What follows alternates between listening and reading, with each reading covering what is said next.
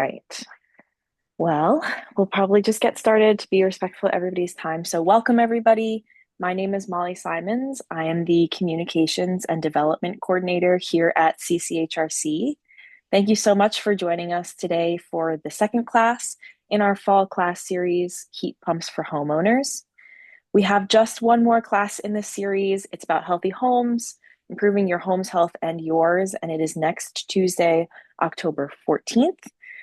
If you want to learn more or register, you can head over to our website at cchrc.org or click the link that we are about to put in the chat. And these classes are generously sponsored by the Golden Valley Electric Association. We will have a question and answer section after the presentation. So if you have a question, feel free to put it in the Q&A as the presentation is going, and we'll see if we want to answer questions as we're going and then get to some at the end also. All right, well, before I introduce our instructor, I want to introduce Keith Palchikoff. He is the Grid Modernization Manager from Golden Valley Electric Association to say a few words about GVEA's programs.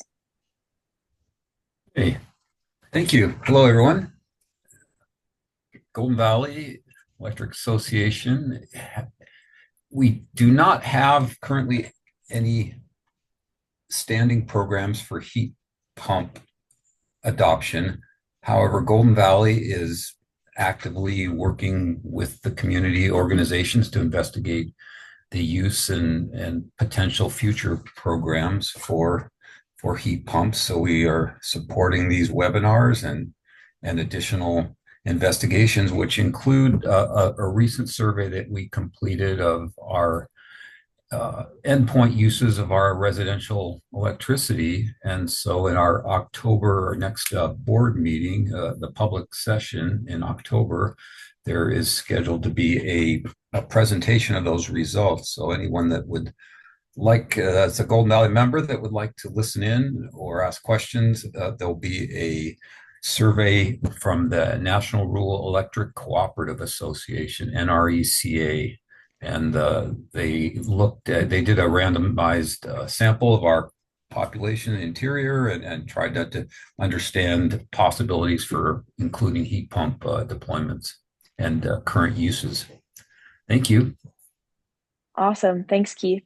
And feel free to reach out to Keith with any questions related to GVEA. And thank you again to GVEA for sponsoring our fall classes. To hop right into it, our instructor today is Dr. Tom Marsik. Tom is a professor of sustainable energy at the Alaska Center for Energy and Power, ACEP, and the UAF Bristol Bay campus. He has a joint position with the National Renewable Energy Lab, NREL, their Alaska campus, and with CCHRC. He is passionate about research and education in the areas of energy and sustainability and utilizes the synergies of his joint position to benefit people in Alaska and beyond. Tom is a leading expert in heat pumps and other related research. We're very excited to have Tom here with us again, and we can't wait to learn from him. So thank you so much for being here. Thank you very much, Molly, for the introduction. So let me share my screen here.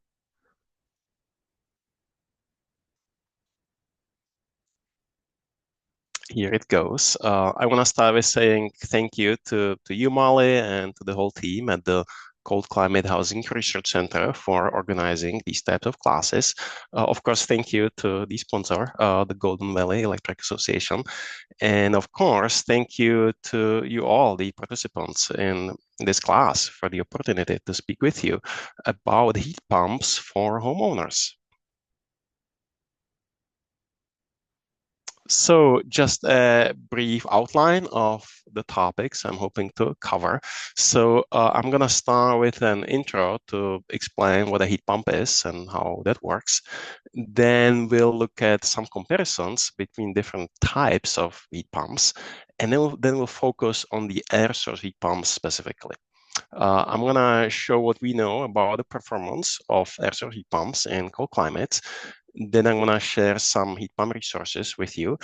And afterwards, I would like to quickly show what kind of savings can be achieved with a system approach when we combine the heat pump with other energy efficiency measures.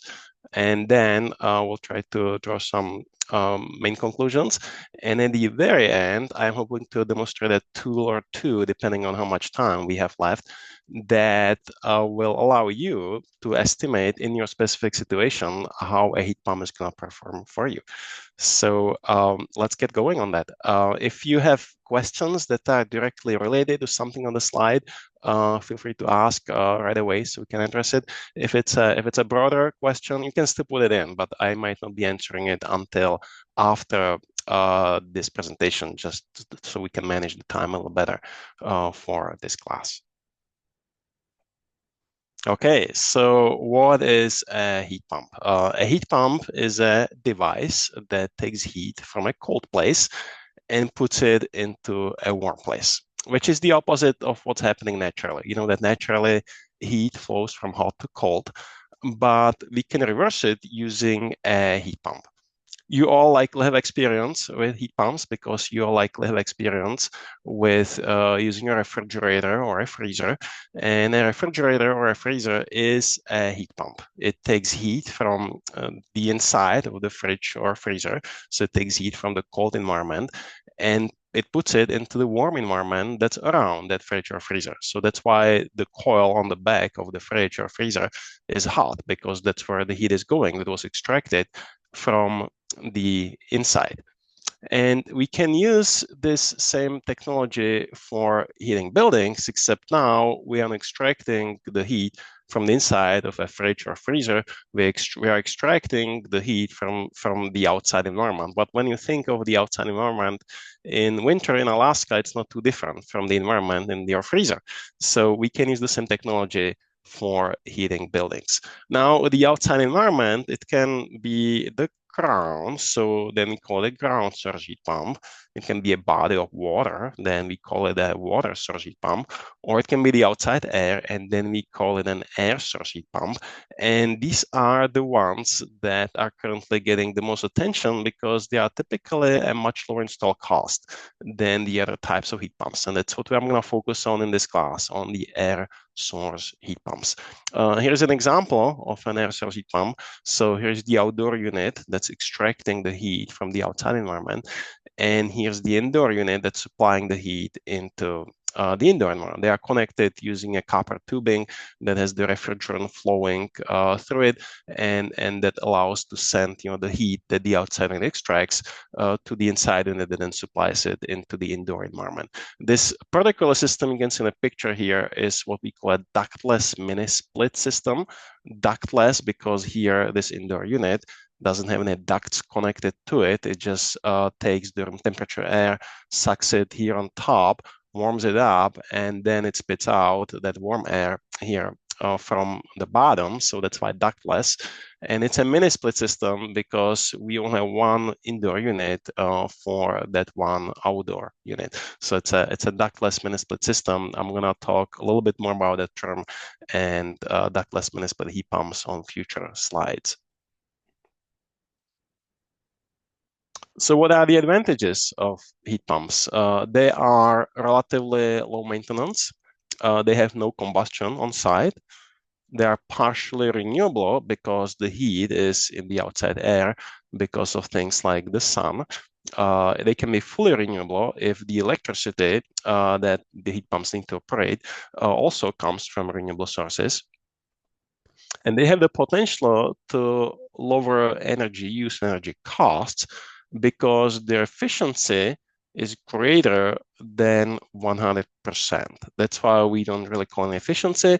We call it the coefficient of performance.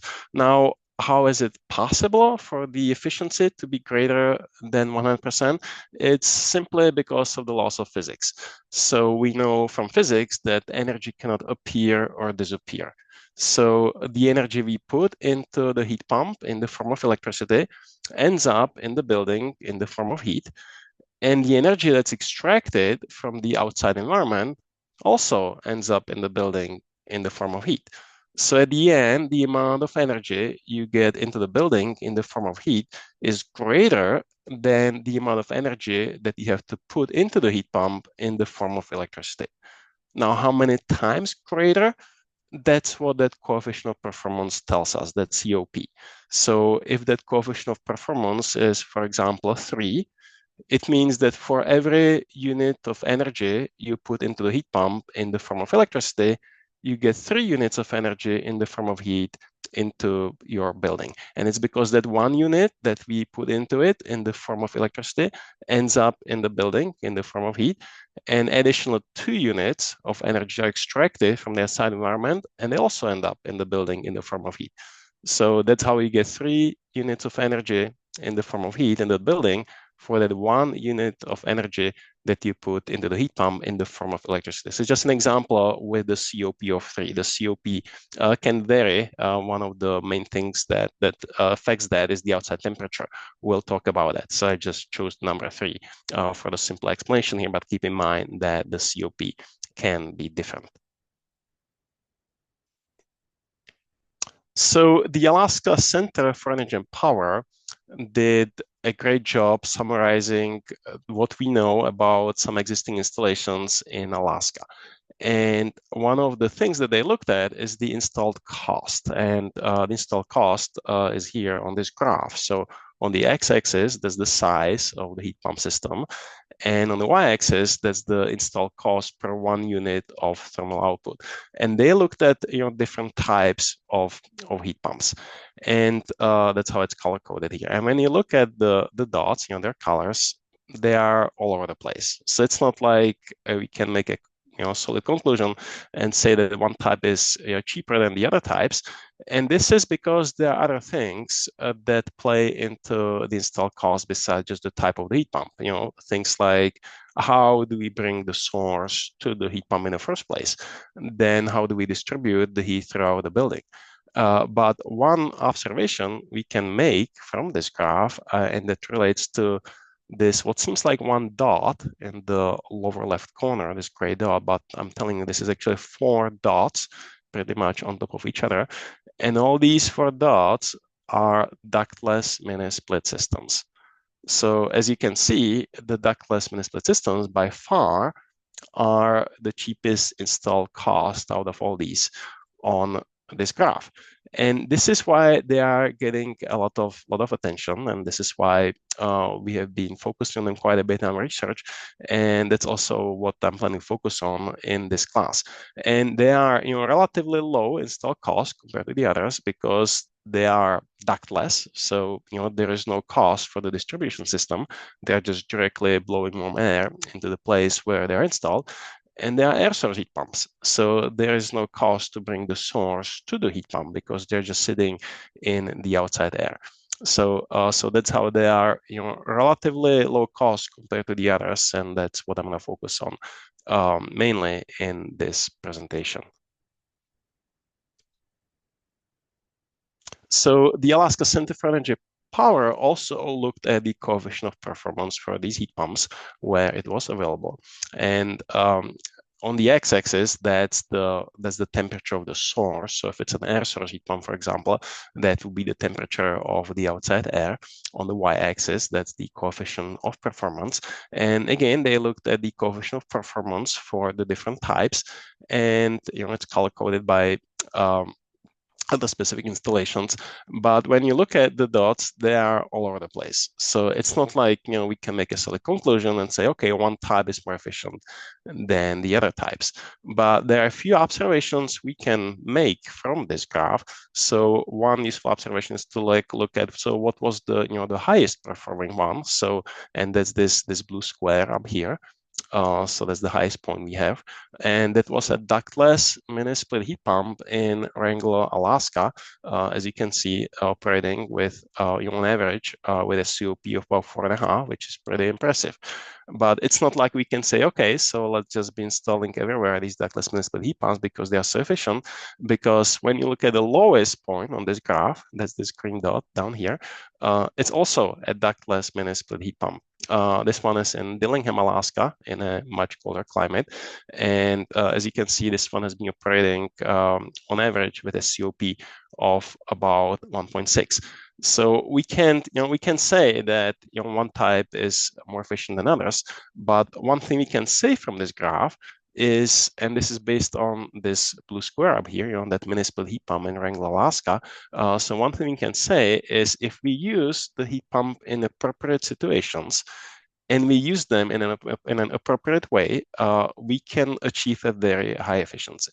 So now, of course, the question is, so what are the appropriate situations and how to use it in an appropriate way? And that's something I'll get to more in this presentation.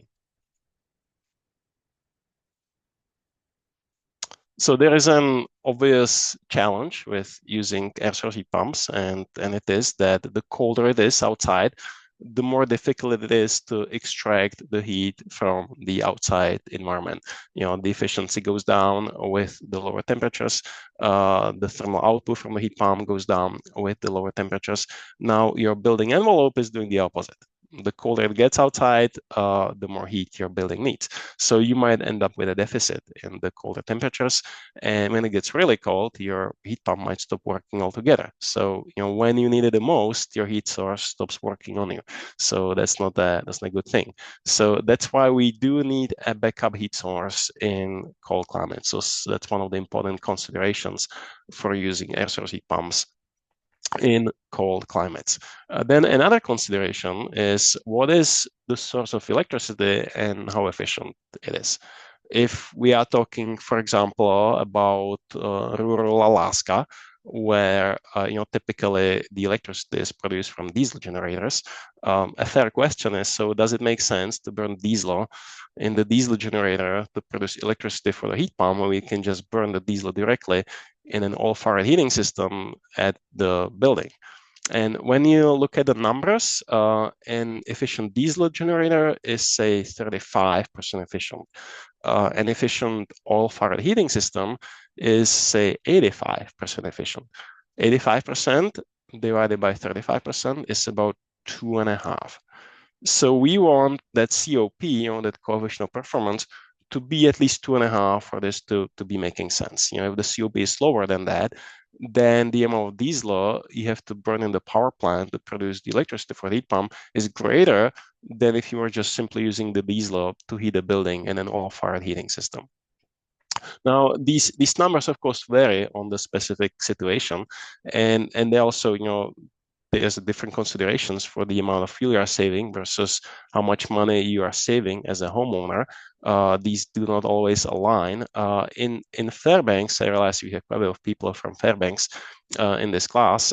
So in Fairbanks, we are kind of lucky because they do kind of align. In Fairbanks, that magic number, that threshold, is about 2. It's a little bit above 2, but I can say it's about 2, and that's true for both. It's if we can run the heat pump with a COP greater than 2, we are actually saving fuel. And we are also, you as a homeowner, you are saving money. So the threshold happens to be about the same with both of those considerations. But now, say you're in Southeast Alaska, where electricity comes typically from hydroelectric power plants, and often also in Southeast Alaska, buildings just use direct resistive heating, and that means a COP of 1 because there's no connection to the outside. So what you put in the form of electricity comes out in the form of heat when you just use direct resistive heating. So in a situation like that, all you need is a COP greater than 1, and you are saving energy. So looking at a specific situation, in terms of where the electricity is coming from and what your existing heating system is, are very important considerations because they are going to determine whether or not the heat pump makes sense for you. Then other considerations are you going to use an air-to-air heat pump or air-to-water heat pump? The reality is that the install cost for the air-to-air heat pumps tends to be lower than for the air-to-water. So that's what has been getting the most attention currently are the air-to-air systems. If it's air-to-air, is it going to be ducted or ductless? In Alaska, most of the attention has been going to the ductless systems, again because of the relatively low install cost and relatively good performance. They do tend to be a little bit more efficient than the ducted systems, because for the ducted system, then you have things like the additional electricity needed to drive the air through the ducts. You are a little more limited on the space for the heat exchangers in the system. So ductless systems, because of their efficiency and relatively low cost, have been the one getting the most attention in Alaska. Now, if you have a ductless system, then are you going to use an external thermostat, which is going to come with extra cost? You'll need to install that, buy it and install it. Or are you going to use the built-in thermostat that it comes in? Here's again a picture of the ductless municipal heat pump. And when you look at the indoor unit, it has a temperature sensor. You don't see it, but it's here on the inlet, so where the room temperature air comes in, and that's how it can sense what the temperature in the room is. So the heat pump comes with it, with no extra cost to you. If you want to install an external thermostat, you have to pay extra for that. The built-in thermostat is not perfect, because what's happening is that as the heat pump is blowing the warm air down here, because of its buoyancy, some of the warm air makes it back to the inlet, and then it's affecting the reading from the temperature sensor here. But the reality is that it's good enough that most people just stick with the built-in thermostat to save the extra money they will have to pay if they wanted to install the external thermostat. Then another consideration, of course, what is the outside air cutoff temperature if you want to use the heat pump in a cold climate, in very cold temperatures. So we have done some studies to look at how the heat pumps are performing in Alaska. And I'm going to share with you results here from one study in which we looked at 30 heat pumps in Alaska. Here's the map of the locations where the heat pumps were installed. And the locations with the orange square, so that's Dillingham, Juneau, and Wrangler, are locations where we studied the heat pumps in a greater detail than the remaining heat pumps. So I want to show you the data from these from these installations where we did the detailed monitoring. So here on the x-axis, that's the outdoor temperature. On the y-axis, that's the coefficient of performance. And we looked at both. We looked at the steady state coefficient of performance as well as the integrated coefficient of performance. And I can explain the difference using this black and blue series. So that was, these data points represent a heat pump. It was an air-to-water heat pump in Juneau, Alaska. And the black dots, that's the integrated performance. The blue dots, it's the steady state performance. But when you look at them in the temperature range, say from 40 degrees Fahrenheit to something like 45 degrees Fahrenheit, the black dots are right on top of the blue dots. And so the integrated coefficient performance is the same as the steady state coefficient performance. And it's because in this temperature region, the heat pump is operating in a steady state, which means it's just running on a given level. It's just running. It's not turning on and off. It just keeps running. So it's in a that's what we call that. That's in a steady state. But now, what happens in those warmer temperatures? In the warmer temperatures, all of a sudden, even at the lowest compressor speed, the heat output from the heat pump is too high compared to what the building needs. And the only way that the heat pump can deal with it is it just needs to turn off every so often. So it runs for a little bit and then turns off, then it runs for a little bit again and it turns off. So it goes through a cycling, and this cycling is reducing that integrated coefficient of performance, that's the black dots, below what it would be getting if it was running in a steady state, which is represented by the blue dots. Now, what happens in these colder temperatures, below, say, 40 degrees Fahrenheit or so? So remember, the outside coil needs to be colder than the outside environment to be able to extract the heat from the outside environment. So starting, say, 40 degrees Fahrenheit or so, the outside coil can be cold enough that it's below freezing. And when it's below freezing, it starts to accumulate frost on the coil, depending on the moisture conditions in the air. But frequently it does accumulate frost on the outside coil. And when the layer of frost is too thick on the outside coil of the heat pump, there is no longer an effective heat transfer for the heat pump, and the heat pump decides that it's going to defrost itself. So it's going to stop, and then it's going to spend some energy on defrosting the coil, and then it's going to start running again. And so all of a sudden, in these colder temperatures, we have the heat pump cycling because of the defrost, and because of that cycling, the integrated performance is lower than the steady state performance. So that's why the black dots here, the integrated performance in those cold temperatures is below the blue dots, which means below the steady state coefficient of performance. Now, I also want to talk a little bit about this series here. So the red dots and the green dots. This was a ductless municipal heat pump in Wrangell, Alaska, and also about this series here. The purple dots and the blue dots, which was a ductless municipal heat pump in Dillingham, Alaska. And remember, we talked about those thresholds, right? So like in rural Alaska, I mentioned kind of the magic number. And again, depends on the specifics there, but in a typical community, it would be like 2.5. So your COP of 2.5 would be somewhere here.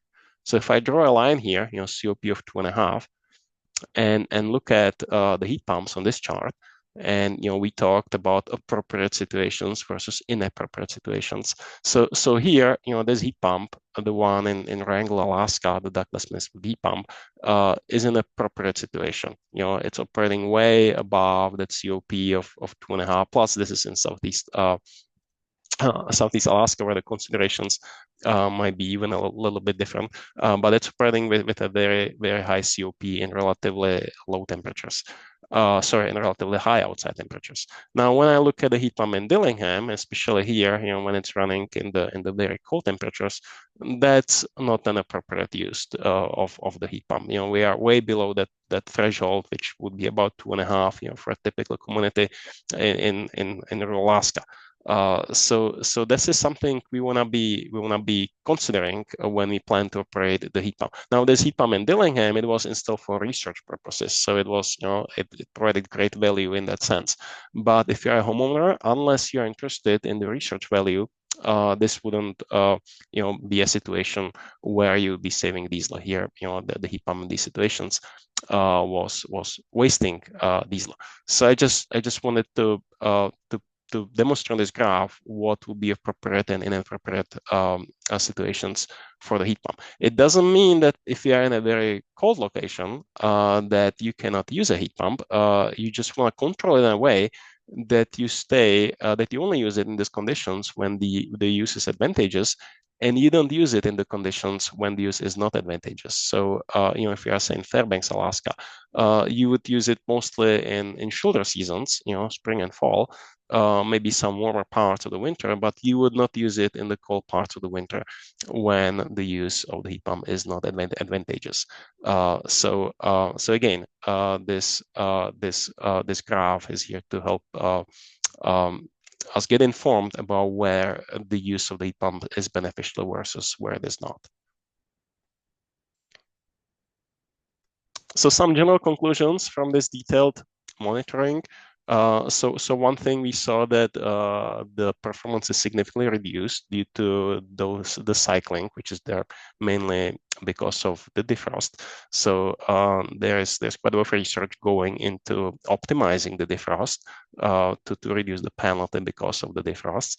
But also we saw there are large variations in efficiency among the individual heat pump models. So you do want to look for a heat pump that has high efficiency, and then you are more likely to have the coefficient of performance above the threshold you are looking at.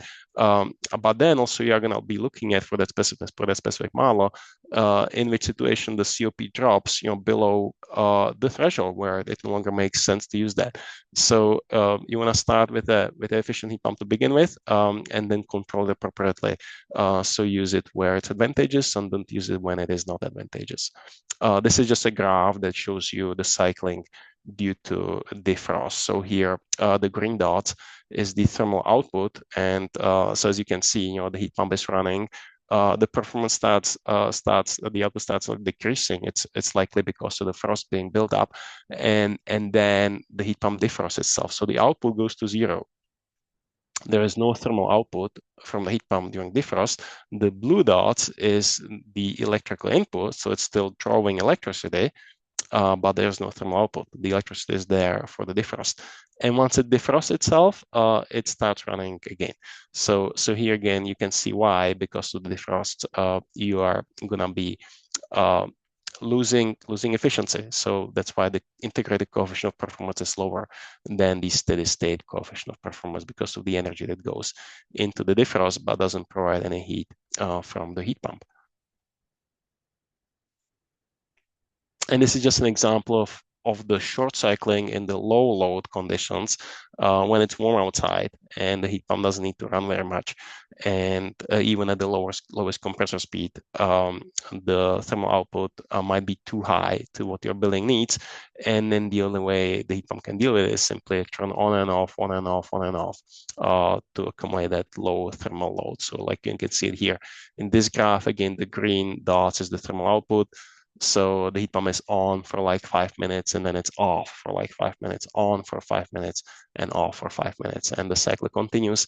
And because of this cycling again, there's a reduced performance of the heat pumps, so reduced coefficient of performance. So I promised I would share some resources with you. So here's a list of some resources. I'll start with the first one here. So Alaska Heat Smart is a great resource. So Alaska Heat Smart, it's a nonprofit organization located in Juneau, Alaska. But they have resources on their website, not only for Southeast Alaska, but also for Alaska as a whole. One of the categories there among those resources are available incentives. So I'll let you look at the WIPA website for the details.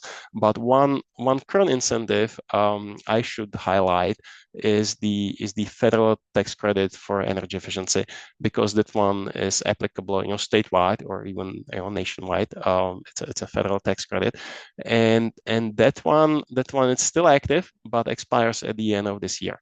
So if you are looking at installing a heat pump, if you do it before the end of the year, you are still eligible for the federal tax credit, which currently is, for the qualifying models, it's 30% of the install costs up to $2,000. So a pretty significant reduction in the cost on the heat pump for you.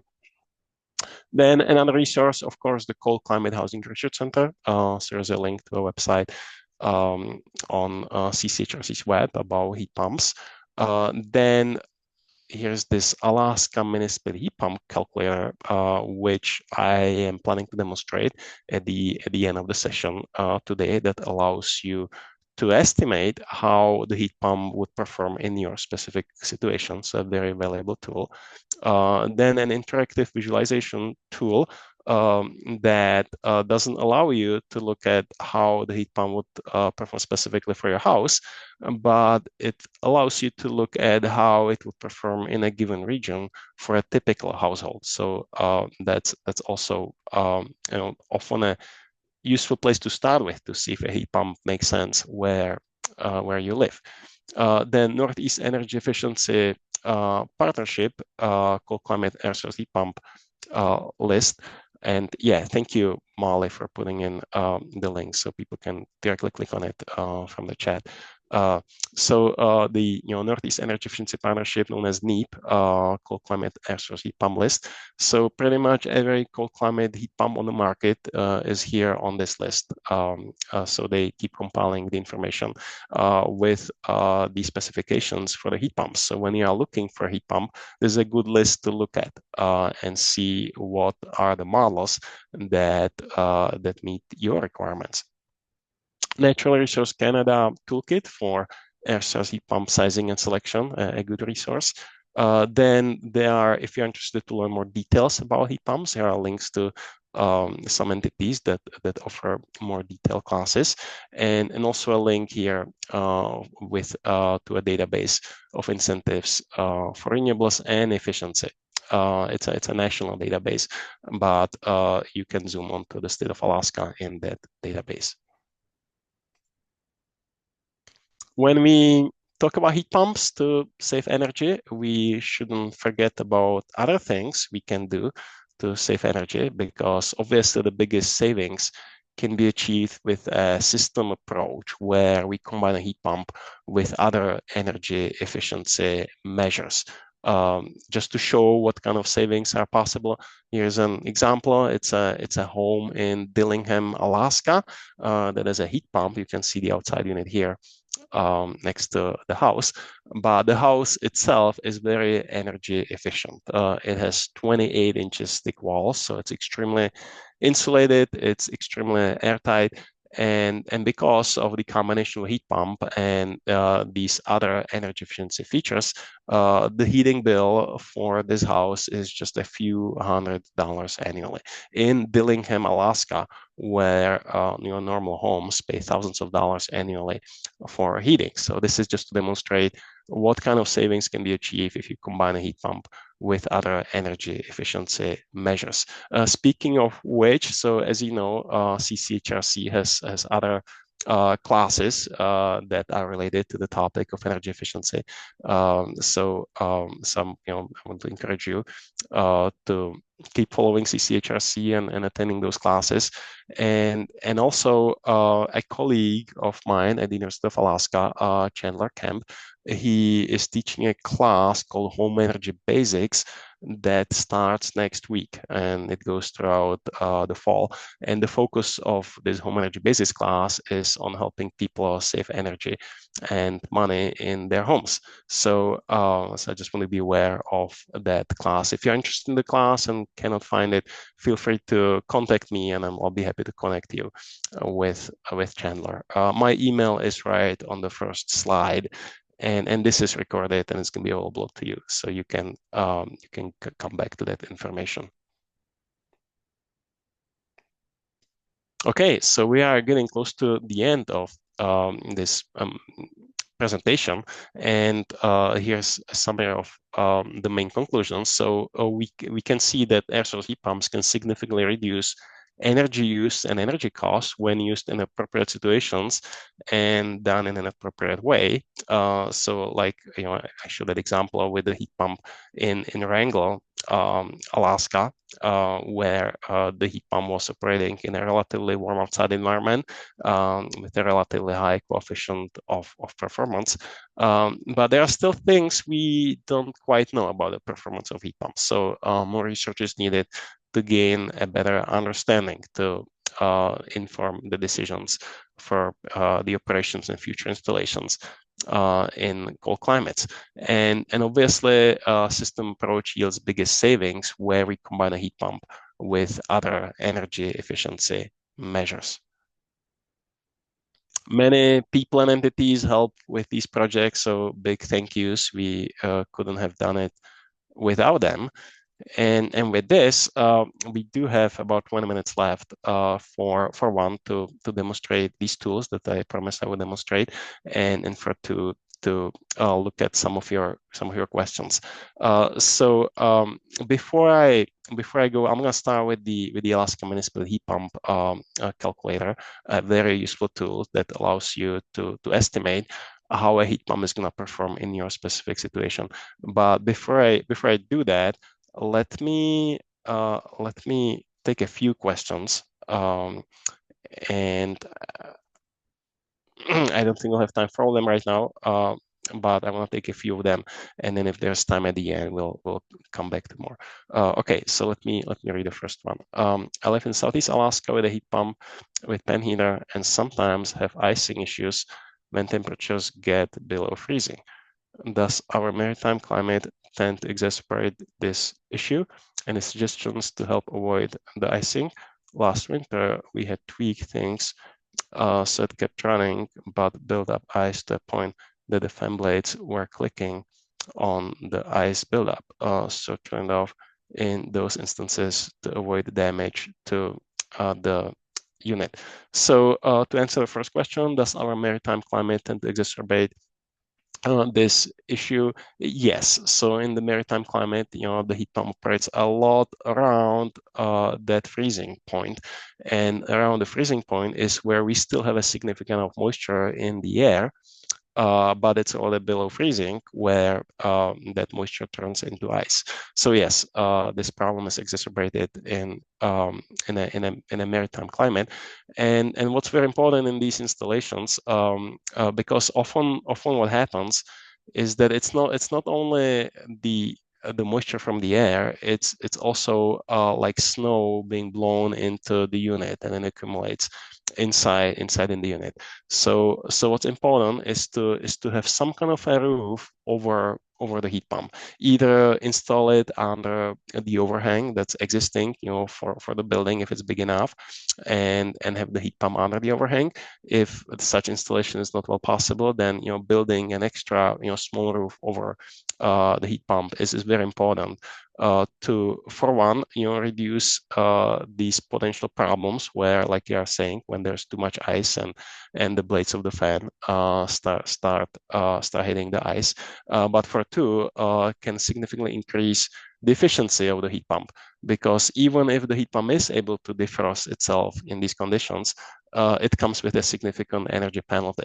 So if it has the roof over the heat pump, and then you're reducing how much the heat pump needs to be defrosting itself, that can be a significant boost for the efficiency. So that's kind of the basics. Now, different models deal differently with defrost. So if the problems continue even with the roof over the heat pump, you would need to look at a specific model, best probably to the manufacturer, to see what controls they are using, and if there is a way, sometimes there might be a way for you as a homeowner, maybe done by the installer, to adjust those controls to be able to handle those conditions. So with that, I'm gonna, for the sake of time, I'm gonna go to this tool, the Alaska Municipal Heat Pump Calculator, and if there's more time at the end, we'll look at other questions. So I'm gonna go to this link, heatpump.analysisnorth.com, and that's the link that Molly posted for you also in the chat. So let me go to it.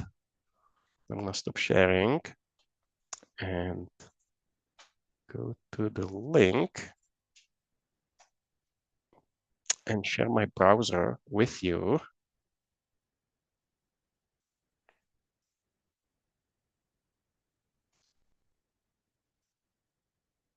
Here it goes. So Alaska Municipal Heat Pump Calculator. So it was developed by Alan Mitchell of Analysis North. And like I said, there are still things we don't know about the performance of heat pumps. But Alan just did an amazing job compiling what we do know about the heat pumps and created this tool to give you the best estimate pretty much we can based on what we know for how a heat pump is going to perform in your specific situation. So I'm going to demonstrate how to use this tool. We'll go through these fields to enter data about the installation, and at the end we'll look at the results to see how this tool is estimating the heat pump is going to perform. This tool, it only has some default values. I'm just going to stick with the default values for the sake of time, but you can adjust them then yourself for your specific situation. So and I'm going to leave out the optional items just to save time. So obviously it needs to know your location. I do realize we have people statewide here, but a significant portion is from Fairbanks. So I'm going to choose Fairbanks here just as a way to demonstrate how to use this tool. But for those of you from other locations, you are simply just going to put your location here into this simulation tool.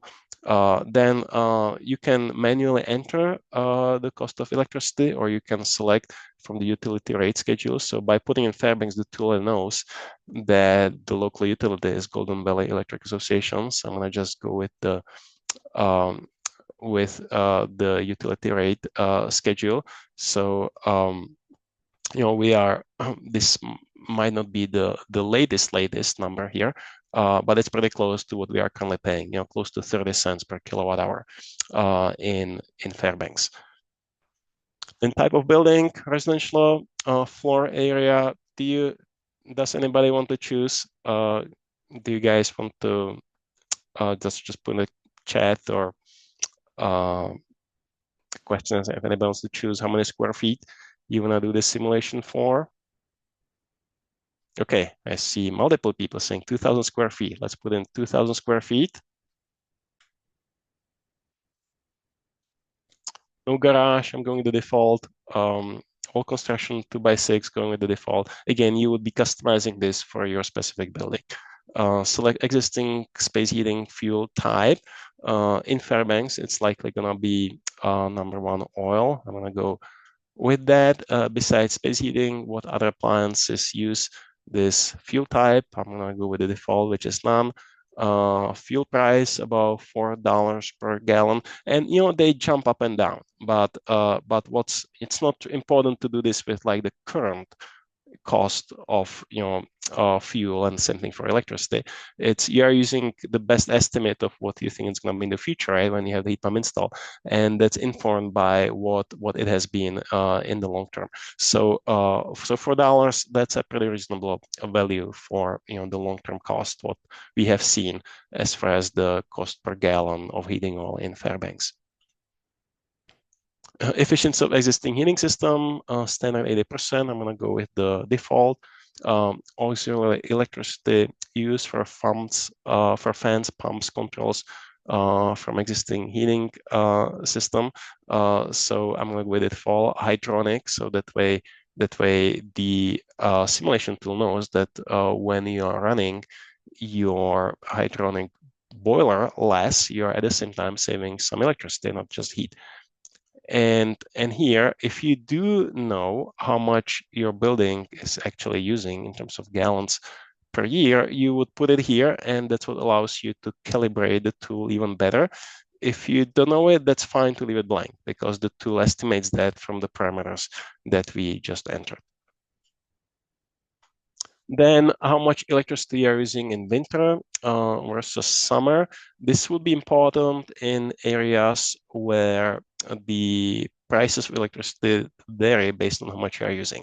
So either communities with block rate schedule or communities with power cost equalization. In Fairbanks, none of those two apply. So in Fairbanks, this actually doesn't matter what we enter here, because the cost per kilowatt hour is the same regardless of how much you use.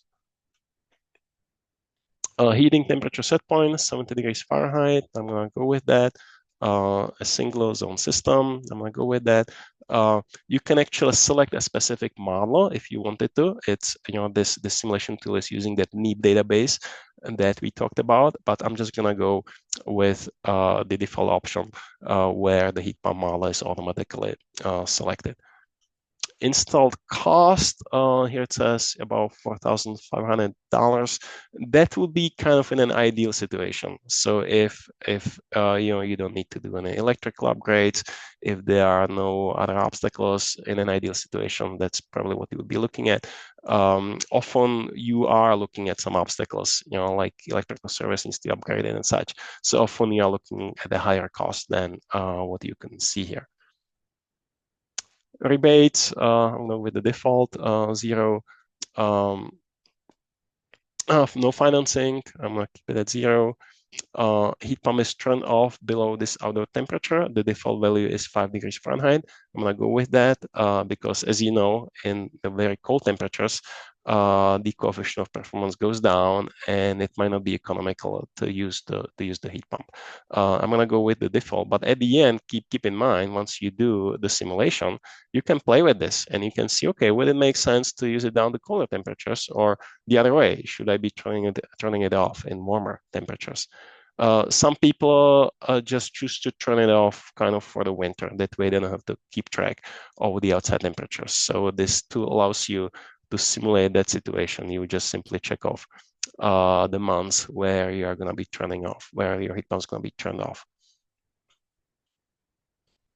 Now, is all of the buildings heat currently provided by one space heater, like a Toyo, going with the default? No, in which case we need to tell it how much of the home is exposed to where the heat pump's gonna be installed. Because typically, if we are installing this ductless mini split heat pump, installing one indoor unit, you'll be choosing kind of the biggest open area of your house that you keep heated. So often it's like the combined kitchen dining space area. Often that's the biggest area of the house. So you need to tell it, how much of that area is served by the heat pump, what percentage it is of the overall load for the house. Now, bedrooms, here's checked out. Bedrooms can be as much as 5 degrees cooler than main spaces. I'm gonna go with the default. So that means some of the heat from the main area that the heat pump is heating can actually get also into the bedrooms if they are kept cooler. And the default here is open doors. I'm gonna go with that. So that allows the heat to get from the main area into those bedrooms. No sales tax in Fairbanks, and we have filled out all we need. And I'm going to click on calculate results. All right, so here are the results. So rate of return 0.9%. Not It's not high, but it's in the positive numbers. The reality is that, as we have been demonstrating this over the years, sometimes this falls a little bit below zero, sometimes a little bit above zero. So the reality is that in Fairbanks, we are kind of right around that zero, where meaning, you are not going to be losing money, but you are not going to be making money either with the heat pumps. So that's what it means when the rate of return is close to 0%. The net present value is still negative because if you can invest the money elsewhere and be getting some interest from that, you are overall going to be losing money compared to just putting it into the heat pump where you have basically no interest. Your interest would be 0.9%. That's how you can look at it when install this heat pump. It is, I should point out though, so this is with what we put into the model. There are things like the incentives for heat pump, like the federal tax credit. Now, if you enter it into the model, this number is going to go up. So this doesn't mean that we should forget about heat pumps. This just helps us inform about what is the heat pumps going to do for you, and then allows you to play with it and see if different situations would be better for you. So again, like with the federal tax credit, this number would go up. It's the fact that the rate of return is close to zero doesn't mean that you are not saving money every month. You likely are, but because of the installed costs and the limited life of the heat pump, at the end, it's pretty much a wash. So that's what this number here means. So you are saving fuel, 337 gallons estimated annually. But of course, you are using more electricity for the heat pump. Your average COP is 2.5. So we see we are above, I told you the threshold for Fairbanks is roughly 2. We are above that. So that means we are, every year we are saving money. Again, it's just because of the install cost that, at the end, you don't see much savings. Greenhouse gas emissions. This is based on the average fuel mix in Fairbanks, but the reality is that if you install a heat pump, which means you install, you increase how much electricity the utility has to produce. What's likely going to happen in Fairbanks is that the combined cycle turbine in North Pole is going to pick it up. It's not going to be increasing the average fuel mix. It's likely the power plant is going to pick it up, which is very efficient. We have done the math of that, and the reality is that you are saving greenhouse gas emissions with this type of installation in Fairbanks, Alaska. So results by month, the blue part is how much load is covered from the heat pump, the red parts from the existing system. So it's not very much during the deep winter, because remember, you choose to have it off at temperatures below 5 degrees Fahrenheit. That's what we entered here. But then in the shoulder seasons, that's when you see more of the use of the heat pump. And here is the monthly data. And so the black dots is the baseline. That's how much you're using before or paying before you install a heat pump. And we don't see any red. So in no month, there was an increase in cost, but we see the green. So you are saving pretty much every month. You are saving money thanks to the heat pump in this installation. So you are saving money, you are saving greenhouse gas emissions. And if you utilize the federal tax credit, you will likely see a pretty reasonable rate of return on this installation. So that's about it as far as this tool goes. I don't have time to go back and play with some of the parameters, but you know how to do it. So I'm going to encourage you to do that and see how the heat pump would perform for you. And with the 5 minutes left, I want to quickly show you the other tool that I mentioned. So that's this interactive visualization tool. For the sake of time, I'm just going to jump straight to one specific screen here: borrow potential and the economic potential. And this tool is actually using the same mini-split calculator that we just used, except they already did the simulations for you for typical households through different regions in Alaska. So here's the map of Alaska. It's adjusted for population. That's why Anchorage is a big area as opposed to just a small dot on the map. But a blue means that you're in positives with the net present value. Red means you're in negative. So as you can see, when they created this tool a few years back, really where it made sense, the heat pump was Fairbanks, like we just saw, Denali, Kodiak, and Southeast Alaska. But now what happens if you do use some of the incentives, in the projections here, let's say there are big subsidies for heat pumps. I'm going to just click the biggest one here. All of a sudden, you can see that other regions are turning blue, and the heat pumps now all of a sudden make sense also in other regions. So this is a good place to start, kind of to see, okay, does a heat pump make sense in my region? And if it seems like there's a good potential, then you would go to the detailed simulation tool, the Alaska Municipal Heat Pump Calculator, and look at how the heat pump would perform in your specific situation. So I know I went through it quickly, but hopefully now you know how to use those tools yourself. And with about 2.5 minutes left here, I'm going to try to get to a few more questions here. So first time I went from the top, so I'm going to go from the bottom. The question there is, can you suggest a way to incorporate the impact of a solar system on the results of the calculated values? So I think this question is about the municipal heat pump calculator, and the municipal heat pump calculator does not have a direct way to integrate a photovoltaic system into that, and it's complex because you have most of the sun in situations when you don't need to run the heat pump. You have the sun in the summer and the shoulder season, and you need the heating in winter when you don't have that much of the sun.